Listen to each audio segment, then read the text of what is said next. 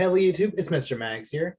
And last week, the Pokemon Company finally had their 2021 Pokemon Presents presentation, where they showcased what I believe to be two very exciting Pokemon projects coming in the near future.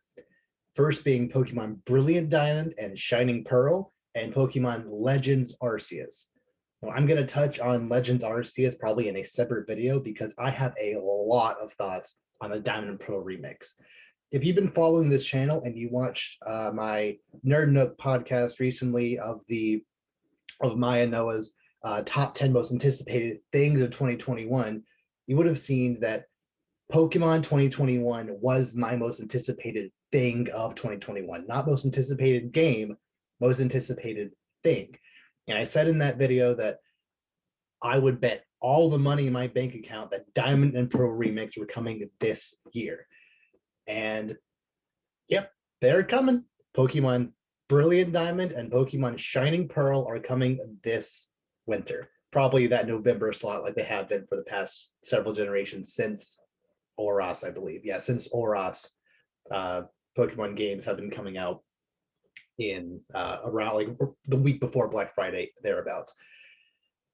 So yeah, that is very, very exciting on paper. And I'll admit, initial reactions when I first saw the initial trailer, because everybody had this grand idea of what they wanted Diamond and Pearl remix to be. Even I had an entire video planned about what like ideas I would have for Diamond and Pearl remix. I never ended up making that video, but I had this grand idea for what I would want in a Diamond and Pearl remake. This, at least initially, was not it. I was fully expecting, Diamond and Pearl brought up into the more Sword and Shield style art style, probably touched up a little bit because Game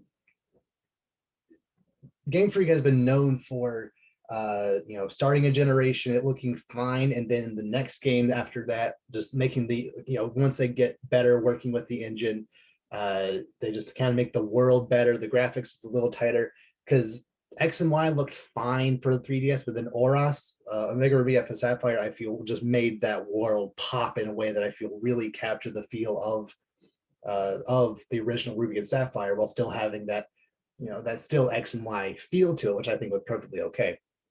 And the same goes for Diamond and Pearl, and then Platinum, and then Heart Gold, Soul Silver. Just looked better with each game.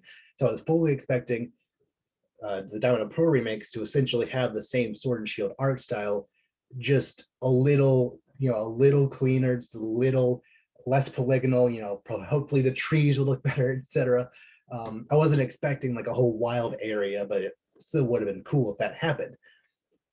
We didn't get that, however. We got literally what appears to be a tile by tile remake, similar to how Link's Awakening did on the Switch, with the same little like chibi characters that are in Link's Awakening, but for Brilliant Diamond and Shining Pearl, which initially, like I said, because I had this grand idea of what I expected this game to look like, it was very off-putting. It was not at all what I expected.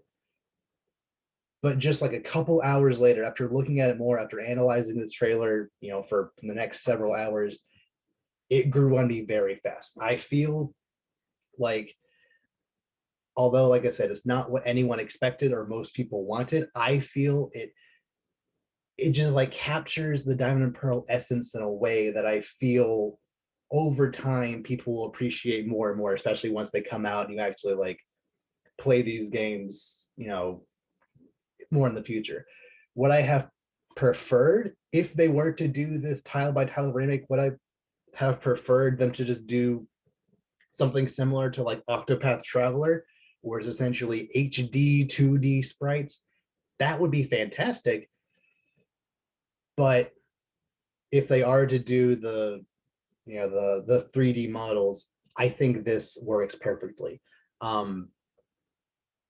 I feel there are people who are trying to like fix the graphics and make it more cell shaded with, like having like border lines around all the characters and Pokemon and stuff.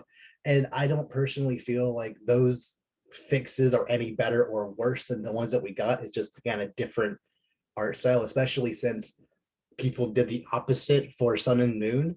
The HD ports that people or HD version that people emulate to post battles online and stuff, they remove all the lines and stuff to make it seem more like less cell shaded, and it again doesn't look better or worse, it just looks a little different. So I personally don't mind either way. I think they look perfectly fine the way they are right now, and there's always a chance that they come out, they'll come out like 9 months from now. There's always a chance they'll touch up the graphics here and there. So the art style specifically, although like I said, it's not what I expected, it is absolutely something that I feel me and everyone else will at least kind of get accustomed to and overall like, shortly after they come out. Although something that was very interesting about this trailer, I'll go way more in depth with other analysis of the trailer itself in a bit, but something that I think I need to go ahead and touch on right now is it's very interesting that these games are not being developed by Game Freak. They're being developed by another company. They're actually outsourcing these games to a company named Ilka, who I believe worked on the art directing of games like Dragon Quest XI and Nier Automata. I think I said that right. So I believe this is the first game that they are actually full on developing, because before they just worked on the like,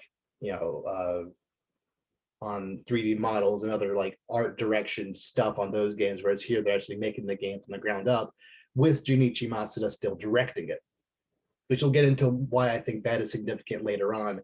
But the last game that Junichi Masuda directed was Let's Go Pikachu and Eevee. So it just kind of seems like he's focusing more on remakes, which I think is fine.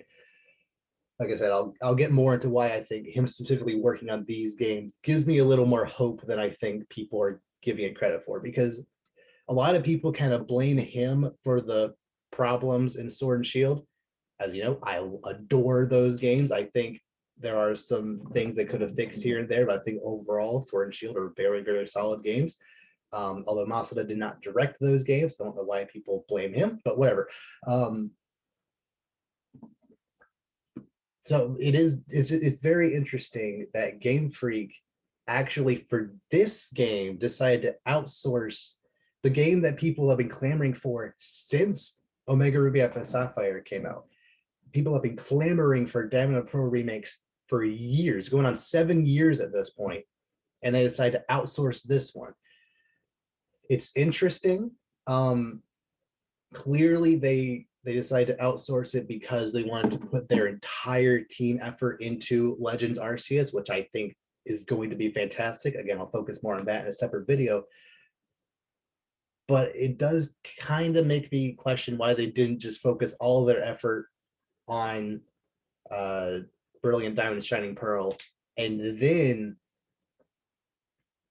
go from that game and then put all their effort into Legends Arceus. I guess they wanted to have 2 Sinnoh games come out on around the 15th anniversary of Diamond and Pearl, which I get.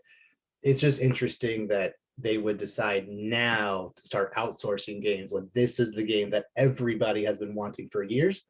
Again, I think these games, again, I'll go way more in detail about why I think this in just a second, but I think these games have potential to be very, very good. But because it's not the entire Game Freak effort, there is a chance that something might not live up to at least my personal expectations. So let me just break down this announcement further and just kind of give my general thoughts about what I'm excited for, what I'm a little nervous about, just general thoughts here. So something that the main one absolute thing I am concerned about with these games is this kind of informs everything I'm going to talk about. It's a little concerning that I think when Game Freak hears that people adore Gen 4 is probably my second favorite generation, closely behind Gen 3. When Game Freak hears people adore Gen 4, I don't think they understand that when they say that, they mean they adore Platinum and Heart Gold Soul Silver. Diamond and Pearl are great, but if you played Platinum and then try to go back to Diamond or Pearl, it's a little hard. The Like I said a little earlier, the graphics are just slightly worse than Platinum and Heart Gold Soul Silver. Surfing takes forever in Diamond and Pearl. I don't know how that got through. I think they fixed that in Platinum, which I hope they did.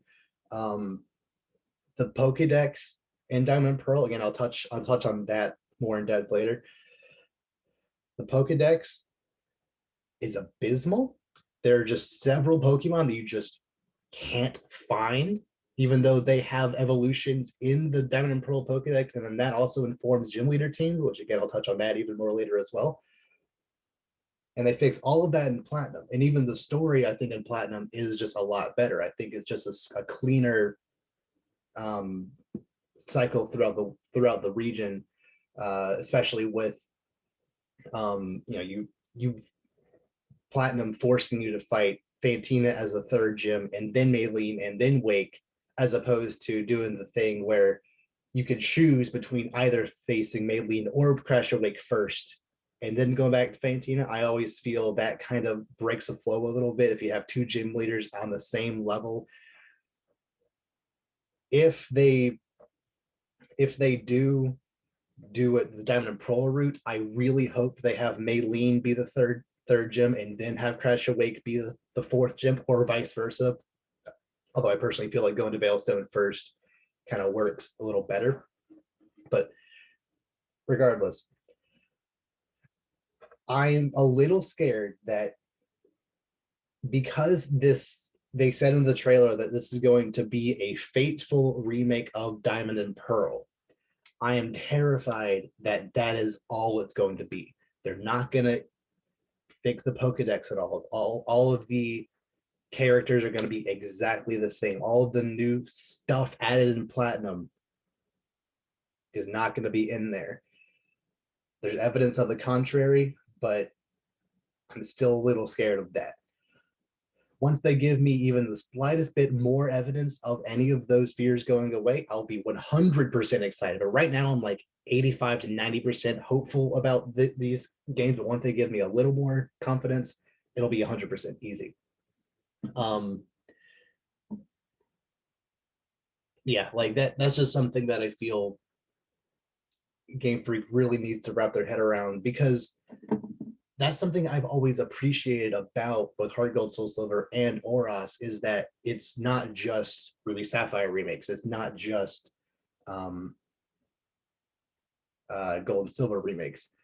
It's those remakes plus plus the additional content that was in the third game.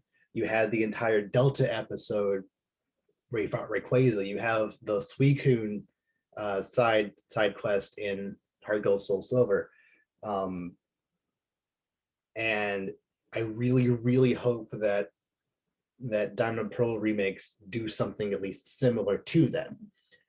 So let me move on to the first thing that I feel really needs to be in these games. I touched on this a little bit earlier, but the Diamond and Pearl Pokedex sucks.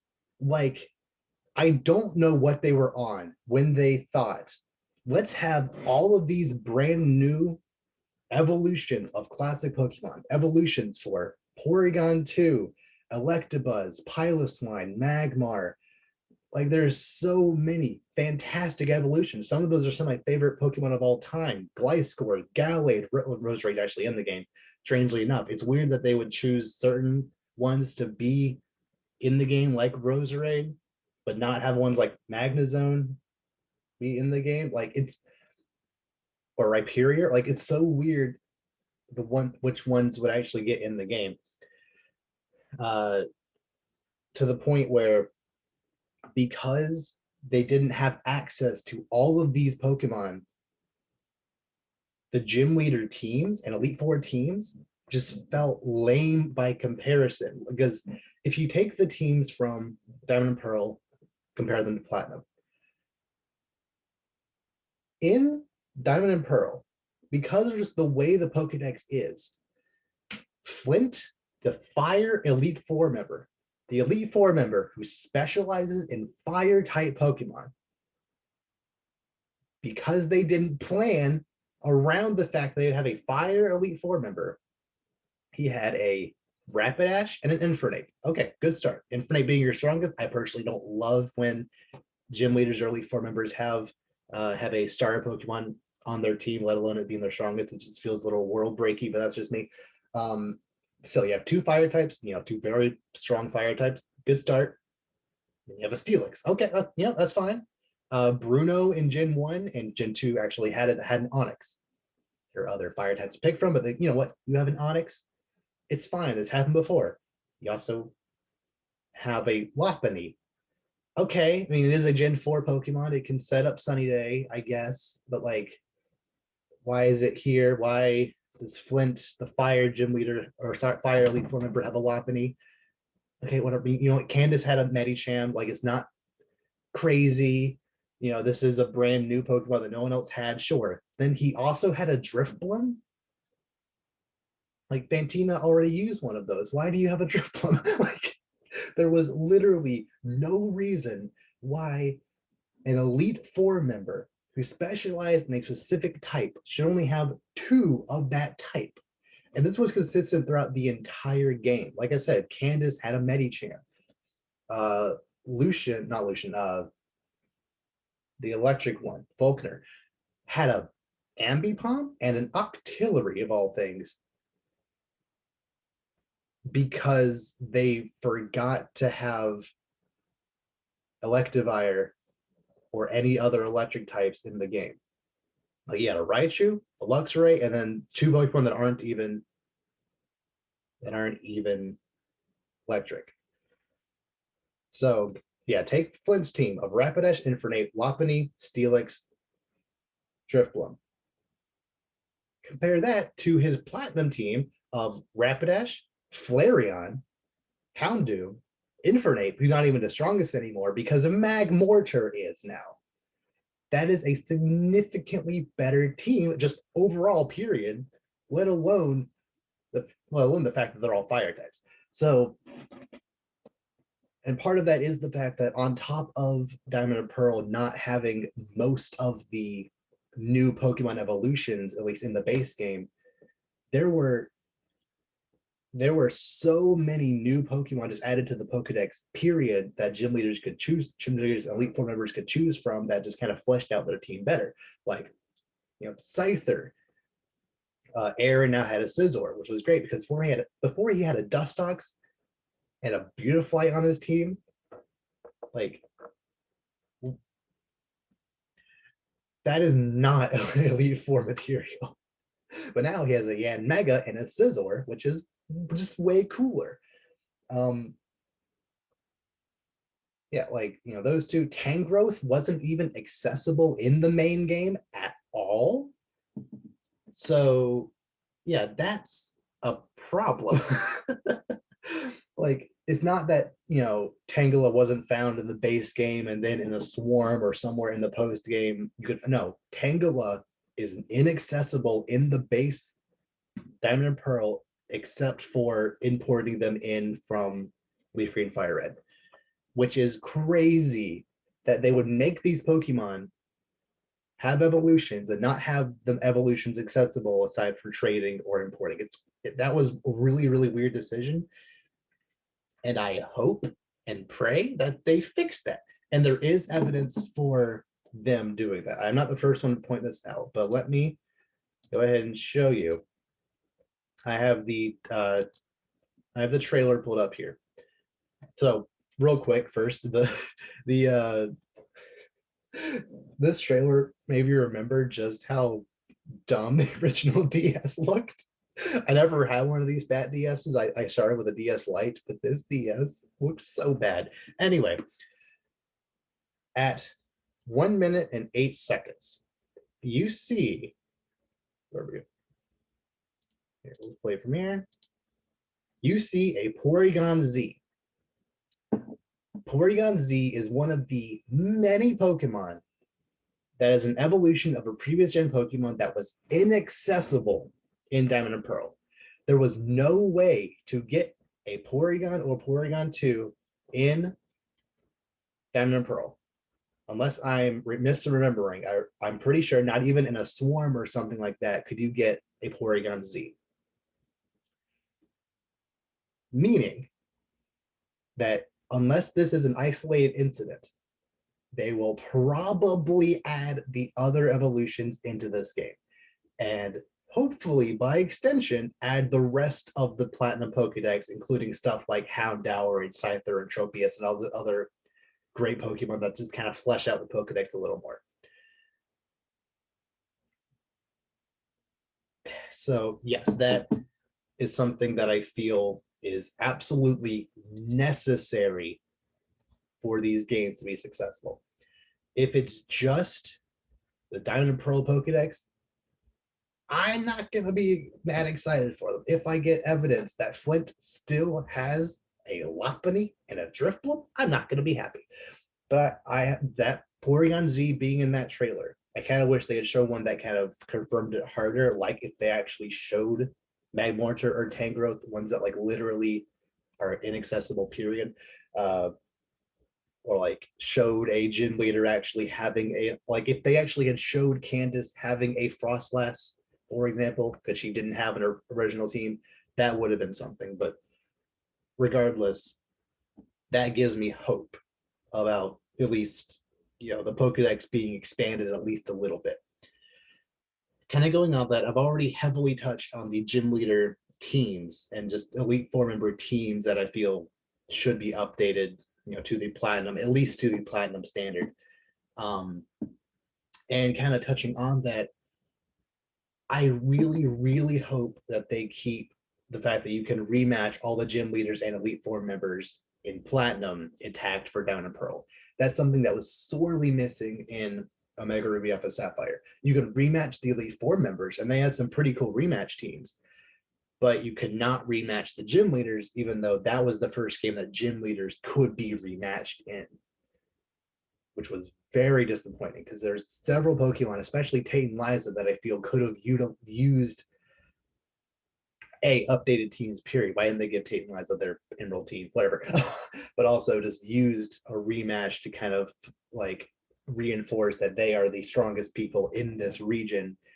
Like with the updated Gen 1 through Gen 6 Pokedex at the time, you could have had some really cool Pokemon on these different teams, but instead they only relegated rematches to the Elite Four members, which was a little disappointing. In Platinum, you were able to rematch Elite Four members, although the Elite Four members just had their base team bumped up 10 or 20-ish levels. Yeah, I think it was like about 10 levels up from the original battle. And you could also rematch the gym leaders in that battle house. I don't know what it was called, but somewhere in like the post-game island area, you could rematch a different set of gym leaders each day. I really hope they do a thing very similar to Pokemon Let's Go Pikachu and Eevee, which is why I felt it was important to bring up the fact that Junichi Masuda is directing these games, because the gym leaders and Elite Four members had updated teams in Let's Go Pikachu and Eevee. The gym leaders, I mean, it was still relegated to only the Gen 1 Pokedex, but they essentially had the best possible teams they could have in those games. Even their base teams, for example, I'm going to stick with the Fire team example because they just, for some reason, can never get Fire teams correctly. I'm not sure why. In the original Red and Blue, Blaine had Growlithe, Ponyta, Rapidash, Arcanine. That's just 2 lines for all the cool fire types you had in that game. You decided just 2 lines. Okay, whatever. They didn't fix that in Leaf Green Fire Red, but it's fine, whatever. But they did fix that for Let's Go Pikachu and Eevee. In Let's Go Pikachu and Eevee, he had Magmar, Ninetales, Rapidash, Arcanine. Again, just a significantly more impressive team for the 7th gym leader. Like that's just a way better team. And then in a rematch, they didn't add it on a Flareon onto that team, which I kind of wish they had given all the gym leaders 6 Pokemon and then had maybe have the 3, the fire, water, grass gym leaders have the starters, but not as their strongest, and then have other stuff around, but whatever. It so like that's proof that Junichi Masuda knows that it's okay to take previous generation in a remake. It's okay to take their base teams and update them, even if you're just pulling from the Pokedex that you only have, even if it's just be able to pull from the Down and Pearl Pokedex. He knows that you can take these classic teams and update them. And I really hope that, assuming this does have the Platinum Pokedex, I really, really hope that he goes all in on making them the best possible team they can have without cutting corners, like just not having Magmortar or Electivire accessible. So yeah, that gives me at least a little bit of hope about that.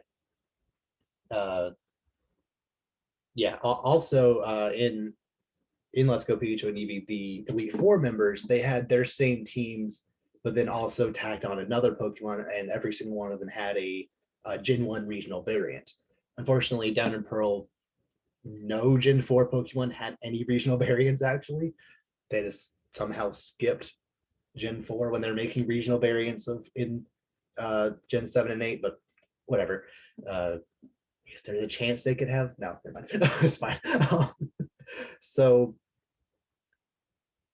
yeah, that right there is evidence of me, like, maybe it's just hopeful optimism, but I think that right there is evidence enough for me to really be optimistic about these games just going at least to the Platinum Pokedex level.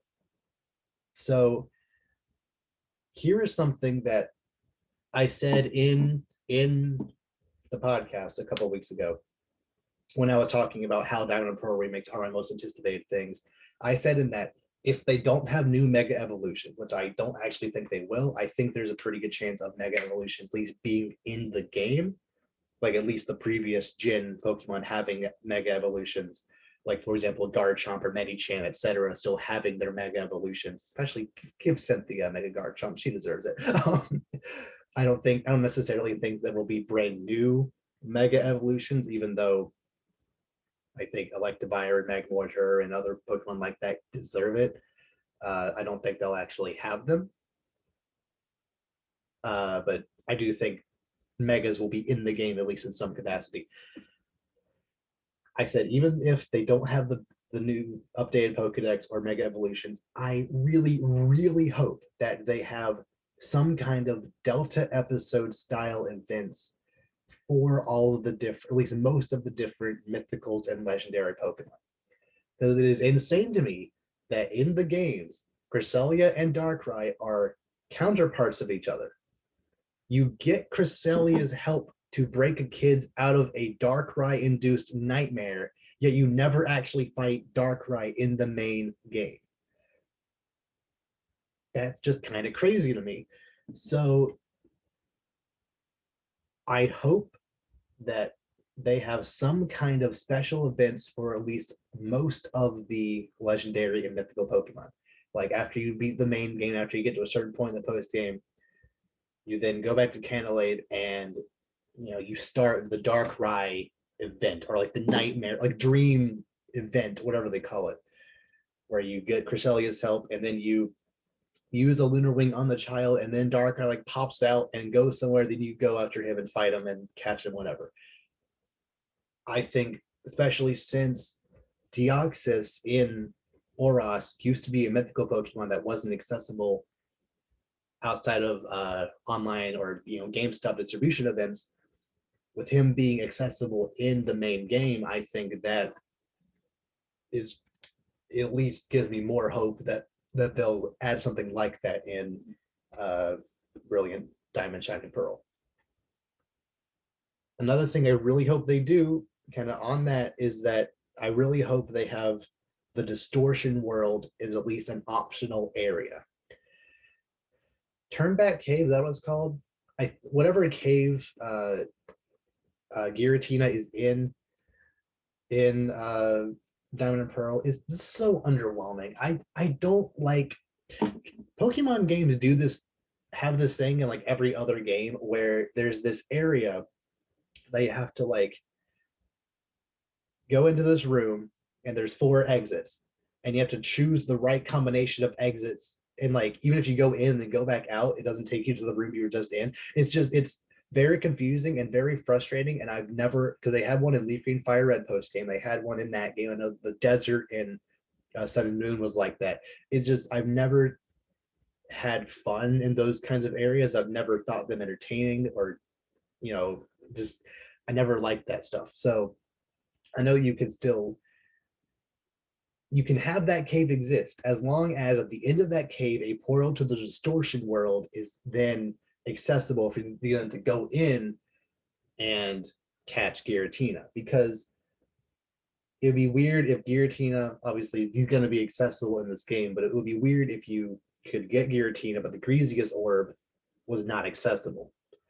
But if the Greasiest orb were accessible, I assume I'm calling that right, if the Greasiest orb were accessible but the distortion world were not, then you would have no context for why he transforms. So I hope the distortion world is at least an optional area you can go into and catch Giratina in there, as opposed to him just being in some cave. Uh, Also, the Reggies. All 3 Reggies were accessible in, I believe it was a platinum, like it was an online event thing where the Reggies were then accessible, and then you could then go get Regigigas. Um, just having the Reggies in the base Diamond and Pearl in their places that they were in Platinum, and then being able to go get Regigigas, I think that's great. Even if you want to then add in the Reggies that were added into uh, the Sword and Shield expansion, that'd be great too.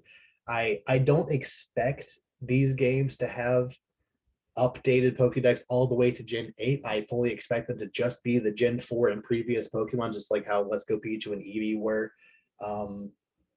were only Gen 1 Pokemon. I don't expect them to go further than that. But if they did make one exception for the Reggies that were introduced in later gen, I would be all for that. Especially since it's so satisfying seeing all 5 of the main Reggies and then Regigigas fill up an entire team. That's just so cool to me. Yeah, at least have the 3 Regigigas, sorry, Regice, Regirock, Registeel in the base game, and then have them activate the Regigigas uh, like in Snow Point City. I think that just makes so much sense to me. Obviously, an Arceus event, I think, is a one that it seems pretty obvious now that they are actually making the Legends Arceus game on its own. I don't know if that'll actually be a thing, but it would at least, it's something that people want. And again, because Deoxys was accessible in Oros, I think it is very likely that event Pokemon like Arceus that fit perfectly into the story would make sense. Like if you have Giratina and Palkia, maybe even if you have a Dialga, similar to in Heart Gold Soul Silver, you could catch Groudon or Kyogre depending on your game. Then if you had them both, you could then go get Rayquaza. If you were able to have Dialga, Palkia, and Giratina in your party at the same time, maybe even all 3 of them plus the 3 Lake Guardians, you could then go get Arceus, something like that. And lastly, at least the ones that I'm going to talk about, because I don't care about Manaphy and Fiona, I don't care about those guys. Shaman is one that I feel, why even have that little offshoot in Victory Road? Why even have that little area? That's so dumb to get through, because you need, I think you need a rock climber, a strengther, a rock smasher, and a defogger. Why do you need defog that late in the game? Anyway, it's crazy to me how you have that little offshoot area where you have someone tagging along with you, that her and her Arcanine doesn't even, at first we only ever use extreme speed, and like it never, I remember her being very frustrating to work with. Um, it's insane to me how you have that little offshoot area leading to this grassy plain, and then there's nothing accessible unless you get there's nothing accessible there unless you get the mystery event shaman. That is weird to me. And I hope that they fix that. Like either take out the area completely, it's not worth anything, or better yet, just add shaman at the end of that. Have this, big dungeon with a reward at the end of this mythical Pokemon. I think I think that makes sense, and also would add a little bit of character to, I can't remember her name, the woman with the Arcanine. Add a little bit of character to her. Maybe you're going with her because she's interested in this mythical Pokemon, and then at the end of it, she's like, "Oh, like you helped me get through this. You can have it." That type of thing. They've done that before with other. I think even Buck in Stark Mountain with Heatran has a similar idea. So just kind of do something like that. And part of the reason why I feel it is extremely likely that they will at least be adding some of the content from Platinum ties into Shaman, because we go back to the trailer at 34 seconds in, we see this blonde girl at the bottom of the screen here. She is not in Diamond and Pearl. They said that this would be a tile by tile faithful remake of Diamond and Pearl.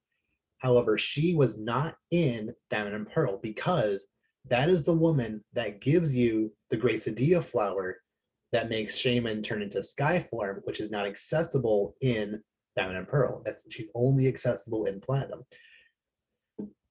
which makes me believe that at least some features of Diamond and Pearl, at least some features of Platinum will be in these Diamond and Pearl remix. Whether it be Shaman will be a mystery event later down the line and she'll just be there to give you the Great Sadia flower, or maybe I think what would be really cool to me is that she's not there the first time you go through Floroma Town, but post game, maybe after the whole Heatran event, I think that would be a good place to kind of start the real post game after the Heatran event in Stark Mountain. After that happens, then you have access to all the other different legendary mythical events. After the Heatran event happens, or after some point in the post game, she'll appear in Floroma Town. You talk to her, she'll tell you about this mythical flower Pokemon, and she'll give you something if you show her one. That will then give you access to that other part of Victory Road, and then to go to the meadow past that point to go then get Shaman. I really, really hope that's the case, because otherwise, why put her here if it's just going to be an event?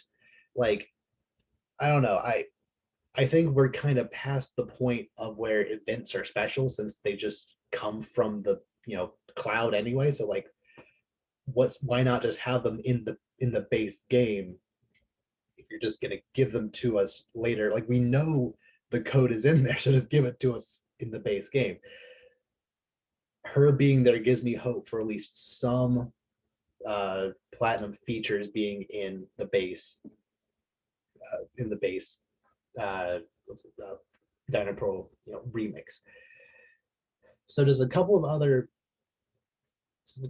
thoughts about this before I wrap this up. So something that I'm actually going to go back to the trailer real quick. Something that I kind of noticed, and I'm not sure if it's just me noticing this, or if it actually is, or if it's actually something to be concerned about, or if it's just me.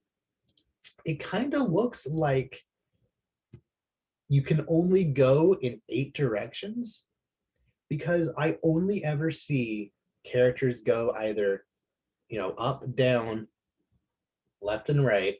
And then you see Dawn here go northeast.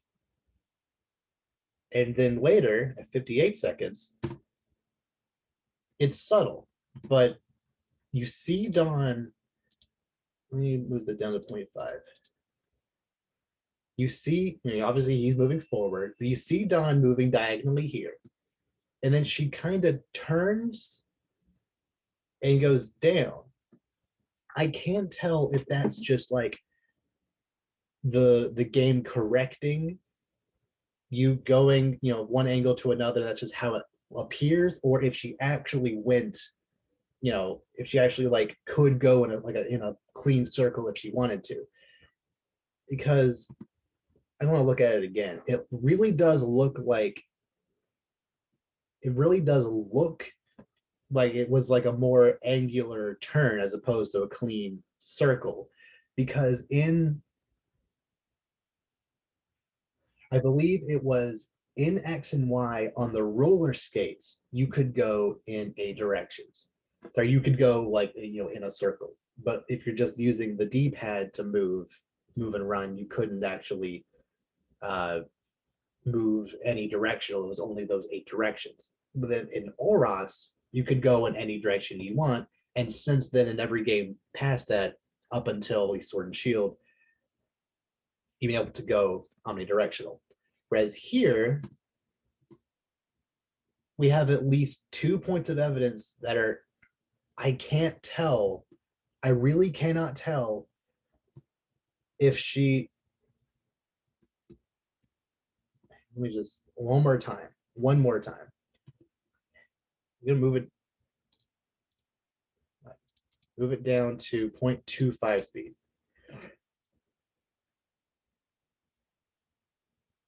Yeah, I really can't tell if that's just the game correcting and it looking like that, or if she actually is moving omnidirectionally. Like, the main reason why I think it's only a direction is because obviously these footprints here at 53 seconds are going up to Snow Point. These footprints are in a straight line. And I know me personally, after they introduce omnidirectional movement, it's kind of hard to move in a single direction. Like, your thumbstick isn't exactly going to stay completely still, at least the way I play it, I guess. So I guess they're not 100% straight line. I don't know. That's just something that I hope is just me. I hope it's only me um, concerned about this. If it is only 8 directions, I'm probably not going to care. But like, it's just something that I noticed, and I at least want your thoughts on it. Do you think it'll be only 8 directions, at least from the evidence of the trailer, or do you think I'm crazy and it actually did show them going, it actually did showcase omnidirectional, and I'm just looking at it wrong. So yeah, a couple other thoughts. Actually, sorry, to go back one more time, actually back to the thing I was just analyzing at actually here. The underground is one of the best features of Diamond Pearl Platinum. If I did actually make that that video about what I would want from a perfect Diamond Pearl remake, the underground was a major talking point I was going to talk about, because not only is it cool that you can collect so many different cool items, and like, especially in Platinum, being able to actually use those shards you collect on there for something, like tutor moves, which again, I really hope they bring into these games. Not only that, but also having just the whole economy of those different spheres and different like things that you then buy furniture and you build a secret base and have other people come. Like, it just felt like the logical next step from secret bases in Ruby and Sapphire, having these secret bases be underground and completely customizable based on the stuff that you collect in that area. Like, I could spend literal hours, not even connected to other people, just literal hours just mining, for especially the post game, different fossils and shards to teach my Pokemon new moves, and get new cool items and furniture options for my secret base, like all of that, which is so fun. And I hope they expand on that even further. On top of that, I really hope there's some online interconnectivity with this mode, because um, originally you could only connect with people locally, and if you're in Japan, that's no problem. Getting a spiritomb was no problem in Japan, because yeah, connected to 108 different people in Japan when everyone has to be, close together anyway. Like, it's just easier for you to, like, Japan just generally is much more compact city area, especially, in like the big cities, Tokyo, etc. But in America, not as easy. You basically only had your close, classmates, and not all of them played Pokemon. So like, I was never able to get a Spiritomb in game. But if there was a way similar to the wild area in Sword and Shield, if there was a way to connect online and have, like, at least 30 something people all in the underground all at the same time, I think that could be pretty cool. And then, similar to Ruby and Sapphire, and then Omega Ruby Alpha Sapphire, have the ability to have other people access your secret bases if you, like, do some kind of trade thing, like in Ruby and Sapphire. Have them able to go into your base and then challenge you, like in Ruby and Sapphire. That was my absolute favorite thing. Like, after I finished everything I wanted to do in Emerald, I would then, select my team, do the little, like, trade thingy with my friends from school, and then have 4 or 5 different secret bases I could just go around every day and battle my friends in their secret base, see what their secret base looks like, have, and then the next week, uh switch up my base a little bit and have it like actually be hard to get to. Just, that's so fun to me, and having something similar to that in these remakes could be, I think, really, really cool. Another thing that kind of I thought about was this room right here. I believe this room was the room that you went to if you were to do online battles. So this is Diamond and Pearl were the first games to introduce online interconnectivity, online trading, online battles, etc. With the GTS station, and then that room at the back of the Pokemon Center, or is underground? Yeah, in the underground of the Pokemon Center, along with the Wi-Fi, the entire Wi-Fi, like, circus area in Platinum was also really cool. Um, I hope that this is just an option. Like, if you press this, either X or the plus button or whatever, and then brings up like a menu that you can then go into this area. I really hope that you don't have to go into the Pokemon Center and then have to go there. I hope it's just a single button, like it's been since Gen 6. Yeah, since Gen 6, where you could just immediately start battling somebody.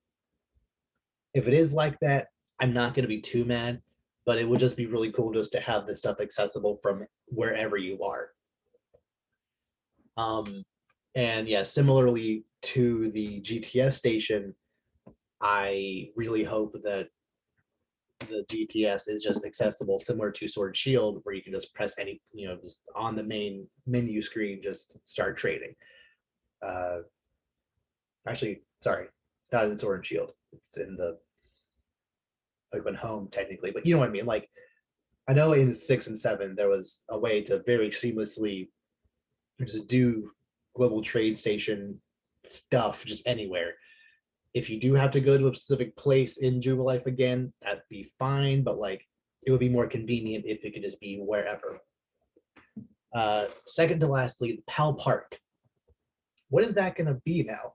Will that be will that now be a place where that is how this game connects to Pokemon Home? I think that would make sense. Before, Pal Park was the place you went to where you would then collect all the Pokemon you transferred from your Gen 3 games. But now if they essentially make that place similar to the Friend Safari or the Go, I don't know what they called it in Let's Go Pikachu and Eevee, where you could, where the Go Safari, maybe, I don't know, but like Go Park, whatever. The place where you could, where you would very easily in Fuchsia City get Pokemon from Pokemon Go and transport them into Pokemon Let's Go. I think if they were to keep Pal Park, I think that would make sense. It would be more convenient if it was just put directly into your PC box. But if they wanted to make a little mini game out of it, I wouldn't be mad. I actually had a thought uh, uh, before my very last. So second, actually now second to last, similar to what I just said. How will these games connect to other games? Will Brilliant Diamond and Shining Pearl be able to connect to Sword and Shield at all? Because I don't think Dynamaxing is going to be a thing in these games. I think we have some evidence of of at least Mega Lucario and Mega Charizard and some like promotional material somewhere.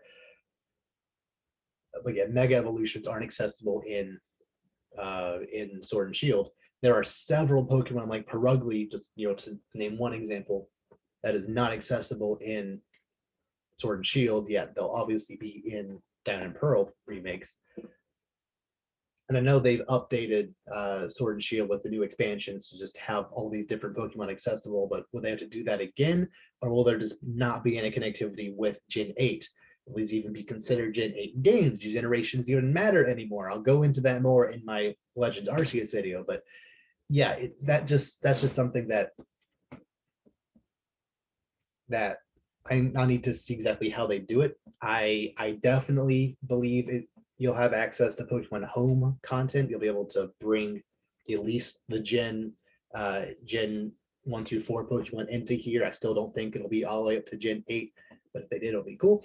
But I don't think I personally don't think you'll actually be able to do any battling or trading directly with Sword and Shield. But I think at least Pokemon Home content will be accessible in Diamond and Pearl remakes. Last thing, something that I've kind of been thinking about for a while, but like just remembered for this video. How will the Poketch or Pokewatch, whatever it's called, how will that work in Brilliant Diamond, Shining Pearl? Because in the previous, in Diamond and Pearl, all of that was relegated to the bottom touchscreen. If it's just like a separate app that you have to open up manually every time, it won't be as useful. It'll still be convenient, obviously, to see how your Pokemon are doing in the daycare, or see their friendship level, or like the counter thing was actually pretty useful at times, or the step counter, or my favorite just being the one that displays your team's health and status just on the bottom screen. That was all. I usually kept that one as the default. That was just so convenient. It'll be less convenient if you have to physically go into the menu and select it and then cycle through all the different options. I hope they keep the Poketch in some capacity, and I believe there obviously is evidence for them doing that, because we do see this clown in Jubilife. In Jubilife, there's this guy who wants you to find the 3 clowns, and after you find those 3 clowns, he'll give you the Poketch. If they're not doing the Poketch, why would this clown need to be here unless there's some kind of replacement? So I think they'll do the Poketch in some capacity. I hope they do it in the most convenient way possible. And also, again, I hope the platinum apps are available on top of all the ones from Diamond and Pearl, because some of the platinum ones, I don't remember specifically all the ones they added in platinum, but I remember them being very convenient, where if you went back to Diamond and Pearl, there'll be ones that you would be sorely missing if you were used to the platinum ones. So yeah, as of right now, that is all of my thoughts on Brilliant Diamond and Shining Pearl. I didn't even touch on the names. I think the names are great.